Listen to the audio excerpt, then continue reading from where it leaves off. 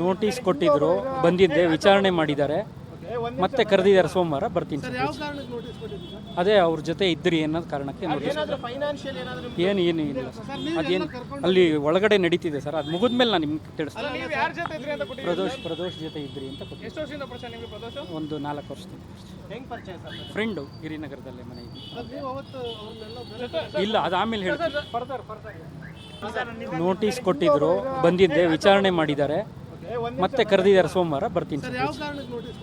ಅದೇ ಅವ್ರ ಜೊತೆ ಇದ್ರಿ ಅನ್ನೋದು ಕಾರಣಕ್ಕೆ ನೋಟಿಸ್. ಏನು ಇಲ್ಲ ಸರ್, ಅದೇನು ಅಲ್ಲಿ ಒಳಗಡೆ ನಡೀತಿದೆ ಸರ್. ಅದು ಮುಗಿದ್ಮೇಲೆ ನಾನು ನಿಮ್ಗೆ ತಿಳಿಸ್ತೀನಿ.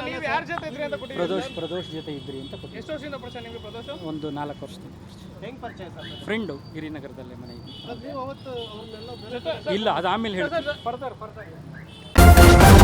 ನ್ಯೂಸ್ ಫಸ್ಟ್ ನಿರ್ಭೀತಿಯಿಂದ ನಿಮ್ಮ ಪರವಾಗಿ.